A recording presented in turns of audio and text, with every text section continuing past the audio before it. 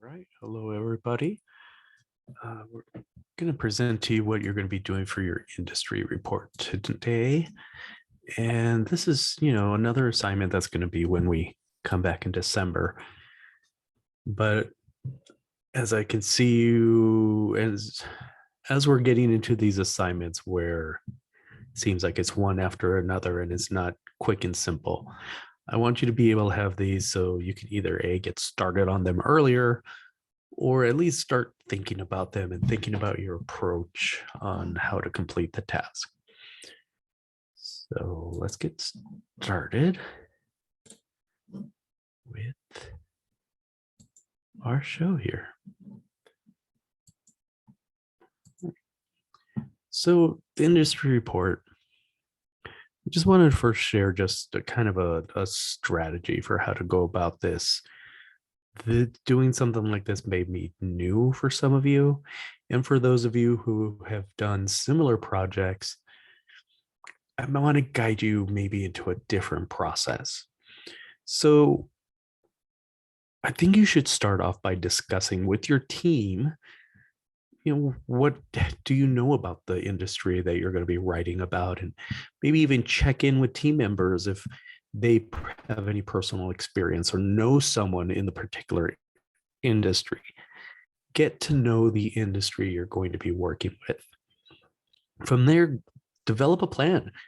Like, who's going to do the research? What research? Maybe one person focuses on a certain journal or looking for journals, where others actually do the reading, going through and making notes.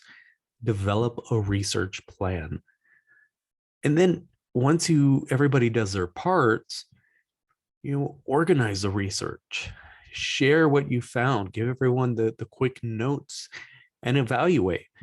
Some of you may think that some of the research that was found is not of quality use, or may be able to use someone else's research to springboard to additional research. And then again, with the team, come together to interpret what was found and what is the story you're going to tell. Because even though we're doing a direct informative message essentially here, that doesn't mean there shouldn't be a movement or a narrative to explain about the industry, not just in simple facts, but being able to convey a message. What is the value of you telling me this information? So, super important. Remember, we talked about synthesizing? You want to synthesize the information you found. Remember, I can ask Google for any information. I don't just need facts and figures thrown at me. Synthesize the information into one voice. So that means when I'm reading a paper, I shouldn't be able to tell who did what part. Try to blend it into one voice so that it seems seamless. Don't use certain words and certain patterns in one part of the report and then the other part be so different that I can tell it's different people. You want one voice and you want one mission. Remember, what is the goal of this story you're telling? Is it to tell me how horrible the bubblegum industry is, or is it tell me how wonderful it is?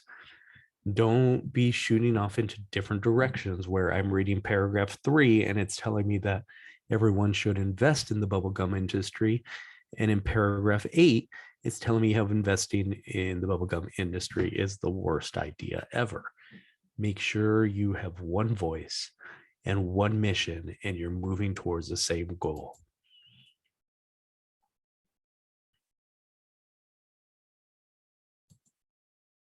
All right, so how are you going to achieve success on this report? So these are things we've been talking about to this point in the class. Remember, keep in mind who your audience is. Yes, I'm stressing to you this very formal organizational structure, but are you writing a formal report, which you are, or do you want to take a chance depending on who your audience and maybe make a more newsletter type format? You're going to have to make a decision on that. Again, your message. What is it that you're trying to tell me? Are you just trying to tell me facts and figures? Are you trying to give me analysis? Are you trying to gently guide me to make an investment, decide on your message. Visual impact. So remember our 7 sentences, everything block format. So that's that whole we don't indent everything to the one side of the paper. With charts and figures, are they necessary? Do they add value? Are they visually appealing? And when they are visually appealing, are they professional? Remember, we're designing business documents, not rave flyers. And then there's you. So I understand many class I'm telling you formal and change your writing and it should sound like this or look like that. Really, you are the secret sauce to everything. And you have proven this when you converted your personal letters into direct informative letters, because all of you were able to make simple statements about how the information or the classes were impacting you. So that's valuable. So you do want to be formal, but you don't want to absolutely get rid of the humanness of your writing. That is going to be a very strong component of how you convey and how you communicate and whether or not someone wants to read what you're writing.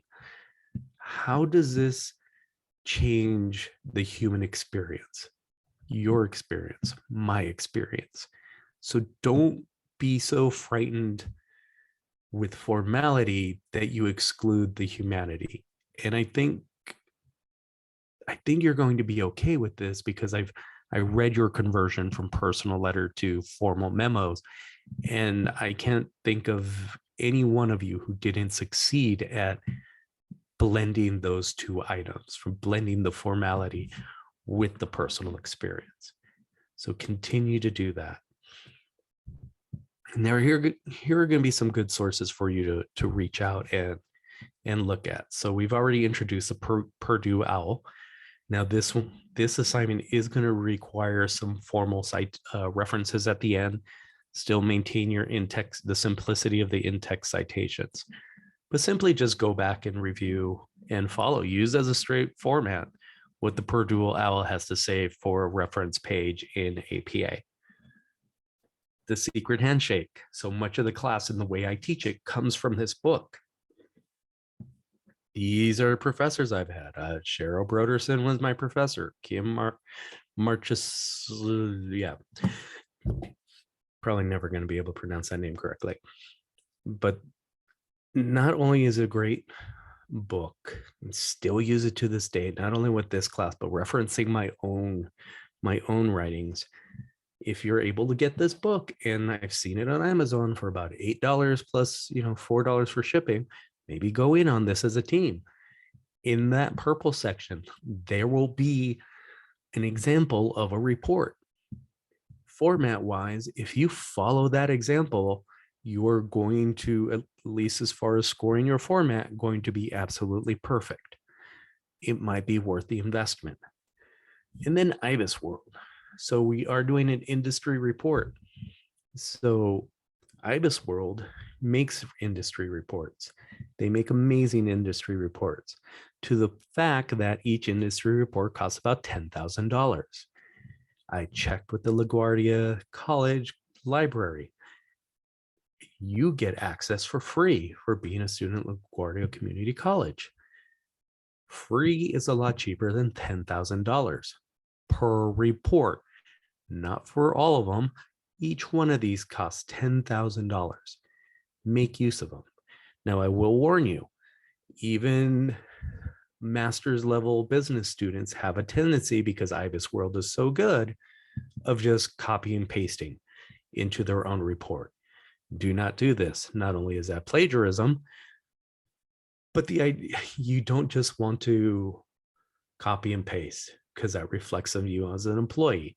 It means you have no ability to think or to synthesize. We want to show that we can synthesize. Not only do we want to create a document that adds value for our reader, but we want to show our value as writers, as content makers, and just as people who have worth and can give value to an organization. Remember, one of our goals in this class is to really, for whatever career you go into, to create value and a brand for yourself so that people recognize your value, so that you're top of their minds when it comes to who should I put into a leadership position. So this is going to be your quick business class. Something you might consider when we're talking about industries. Now, keep in mind, an industry is not a market, and most people confuse the two. A market is what we consider forward facing, so dealing with the customers. An industry is back facing. So, who are the other companies we're dealing with? In comparing industries, very often used in a very common reference we use is something called Porter's Five Forces. And you can go more in depth, simple Google search, there'll be tons of stuff on Porter's Five Forces. And Porter's Five Forces talks a lot about analyzing what are the strengths of different components in industry. So for example, competitors. How does having a bunch of strong competitors in an industry affect my business? Well, if I have to compete with 12 other very strong competitors, that might not be an industry I want to enter into. Customers. So do customers have an ability to make me lower my prices? Do customers have the ability just not to buy my product? Same with suppliers.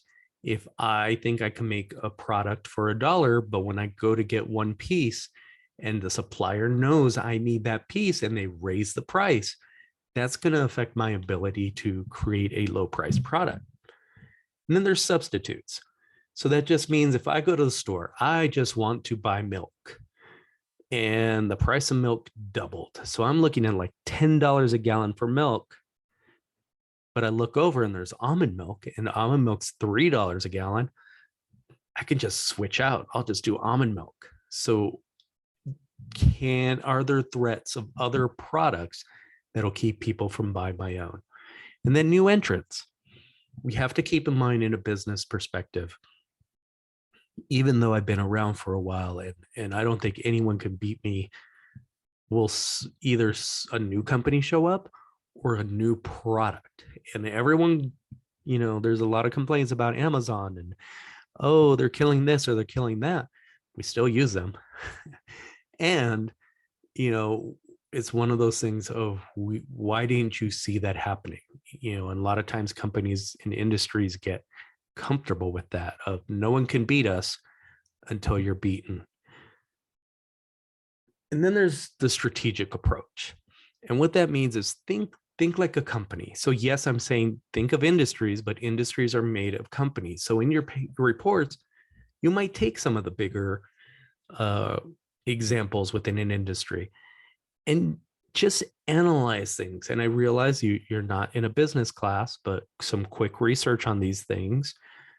How does a company or even an industry approach their marketing?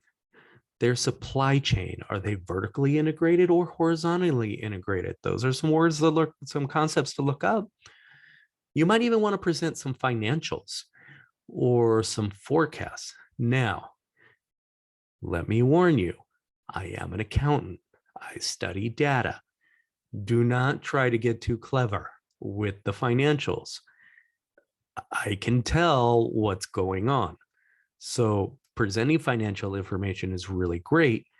Just don't try to get too clever with it.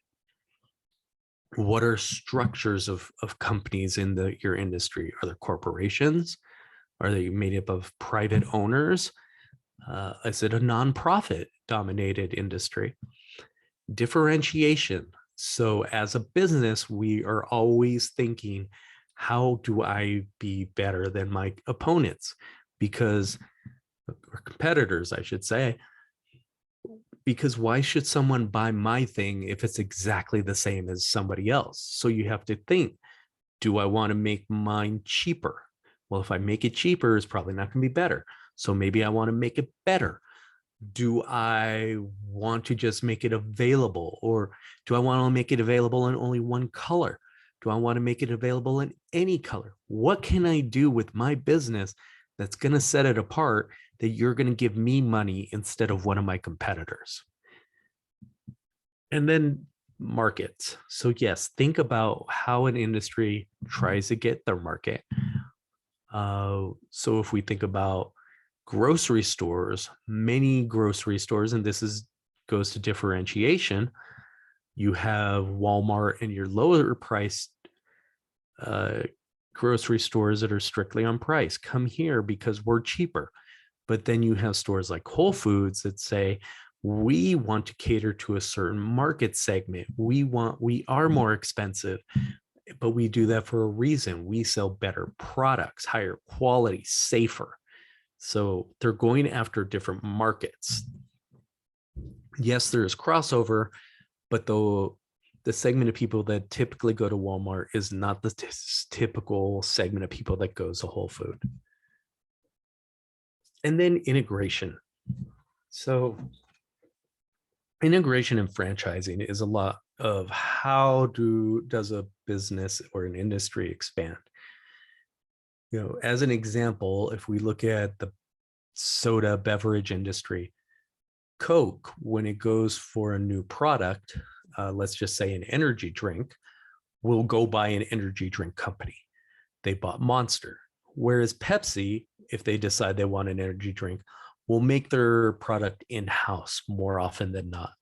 And then franchising is buying into a system. So most of McDonald's are franchises. They're not actually owned by McDonald's. They're licensed. So they get permission from McDonald's at a very large fee to operate as McDonald's, but they're locally owned. And so it's just a different model of operation. And keep that in mind. You might have an industry that's highly franchised or highly corporate or highly sole proprietors. That's something that you might want to consider discussing within your report. Okay, so let's talk format. So first of all, let's establish the environment of this report. I am your boss, and each one of your teams is a different department. I have $5 million to invest. Now, this doesn't mean I want you to persuade me. I just want you to deliver information because I don't know anything about these industries. I want you to deliver information so I can assess whether or not these are good industries to even begin investing in. So we're not even discussing what shouldn't be investing in, what projects, what ideas. We're still at the I just want information stage. Now, again, that doesn't mean that you shouldn't offer any analysis or any direction for your report, but you're not trying to persuade me quite yet. So what you're going to develop is approximately 7 to 9 pages worth of information. Now, your front matter is going to be a cover page, a table of contents, and an executive summary. Now, you don't really have a long paper here, so your executive summary should just be a paragraph. And all an executive summary is a quick, this is what you're going to look at. Very much kind of like the perfect paragraph, not as direct, but you're just going to give me a quick paragraph story of this is what you're going to read. Think a lot about like when you are looking something up in a database, like at the library, that quick summary of whether or not you want to read that book. That's what your executive summary is going to be. Now, again, perfect example of this whole report and an executive summary can be found in the secret handshake. And I know at least one of you has that. So you might become everyone's best friend as they come scrambling of how should I format this? Now, the actual body of your paper, your report, is going to be about 3 to 5 pages. It's going to include an introduction, your findings, and a conclusion. Now, in between of all that, you yourselves are going to determine what information is relevant. But I definitely need to know about the industry because I really am just assigning you an industry. Oh yeah, I'm assigning you your industry. If you haven't figured out by now, I'm kind of sneaky. And every time I ask you a question about your industries, I've been taking note to see which industries you're interested in. So you'll be receiving 3 choices, and I'll talk about that in a little bit. But you're going to tell me about this industry. I don't know anything about this industry. What are your findings? Like, what are your research on this? Besides just saying the industry does this and it does that, what's going on in this industry? Is it something that's in the news? Is it something we don't think about? What's happening?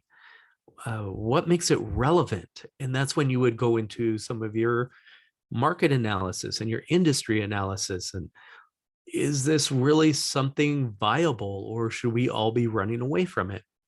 And then you want to offer some conclusions. So this is going to be a little bit of, what you're thinking about this industry.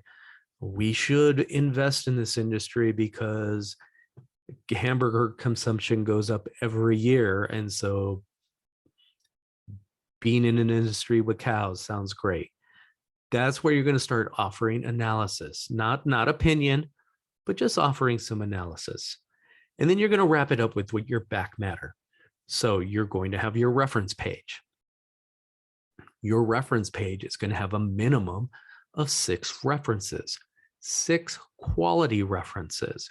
So remember, trade journals, IBIS World, just even academic journals.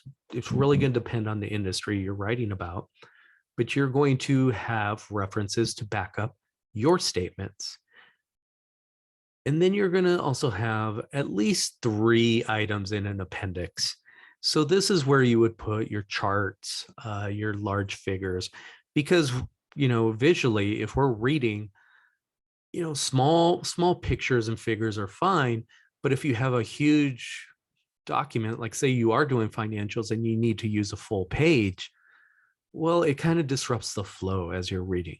So we'll put that in the appendix, and you might put something in your body document saying, blah, blah, blah, the financials, blah, blah, blah, see appendix 1. And then you put the full document in the back. So if I wanted to read financials, and I love reading financials, I would go see the details of those financials. So you're going to have at least 3 extra materials placed in the appendix. Make sure they're relevant. Again, make sure the visualization on them is good, and also make sure they're correct. Remember, I know a lot, so make sure they're very good. I definitely have an added appreciation for charts and figures that are made rather than copied. And you can make a lot of these charts and figures in Excel. Fortunately, you're taking an Excel class. I'm assuming your Excel instructor is not going to be disappointed to hear you ask for, how do I make this chart? How do I do this? So this is an opportunity to use 2 different skills for one class. So I'm just a suggestion of how to get started. First, I would email me asking me, hey, what are the industries you've chosen for us? It's a very good starting point. And then when I return to you, I would give you 3. I actually already have them picked out. You would respond to me with an email saying, this is the industry we have picked. Only one of you from your team will respond to me. However, everyone on your team should be included on the email just to make sure everyone agrees on the same industry. And then you're going to go ahead and trust the process. That's a Philadelphia 76ers reference, which didn't work out. Go back to that slide. What did I say about what you should do? Notice how I didn't, in that whole process slide of organizing your information, I didn't even say to write. So there's a lot that goes into doing a quality report before you even begin writing. And then once you finish that process, then write. Just get it out. Rough drafts, because we're going to edit. So get it out so you can at least have it out, and then go back and make it better. And then you're going to go ahead, go to the syllabus. There's a Calendly link. You're going to make an appointment with me. I'm suggesting about an hour appointment when you go on there. I believe the industry report is going to be due the second week of December. So you're going to want to do it before then because I tend to fill up pretty quick. So don't wait till the last minute. Consult with everyone. Everyone should show up. Now, just as a heads up, the way you dress is now going to be very important in class.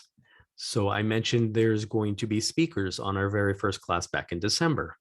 I am going to strongly suggest that you dress in business professional attire. So what does that mean? Dress your best. For the gentlemen, that's going to be typically suit and tie. For the ladies, that's going to be something equivalent on that. So, definitely kind of like a jacket, blazer type outfit. Do not, for those of you, because I know it's especially starting out, you kind of have to do lower priced items, and that's okay, especially over the internet. But what helps this out is you're going to be building your professional, just like we build professional personas and reputations, we start building professional wardrobes and appropriate wardrobes. When you come to meet with me, you don't need to wear that much as far as being formally dressed. I am going to ask that you do what we call business casual. So business casual would be a polo, cardigan for ladies, even for men. Something with the collar is usually better. But in that style, just get what you would think polo and khakis. Now we are in Zoom world, and so I'm just going to say from the waist up, because I'm not going to ask you to stand and prove that you're wearing what you're supposed to be wearing. From the waist up. And we will talk more about this later at a later class. But for now, just to clarify, business casual for your meeting with me that you're going to make for this assignment. That's going to be something in the realm of a polo, something with the collar, just something with the collar type clothing. And then I strongly suggest for our speakers in the first week of December, our first class back, that you dress to impress, that you do go as if you were going to interview. So suit and tie, blazer. Do not be afraid to visit local Goodwill store for some great deals. That is an absolute great place and an organization I support, and I used to work for them. But it helps with starting to build your professional wardrobe. And I'll have a better understanding on the female perspective on this, as far as we might have a speaker later on in the class to address that. No pun intended. So just a little heads up on that. But this is essentially what we're going to be doing for the business report. You have any questions, feel free to get a hold of me. This is not due until I believe the second class in December, but I did want you to have a heads up, possibly get prepared. Definitely get prepared for the process because it's going to require some team meetings and a little more preparation than just being able to knock something out quickly. It's going to require more planning, and that's the intent of this assignment. So good luck, and I will see you in December.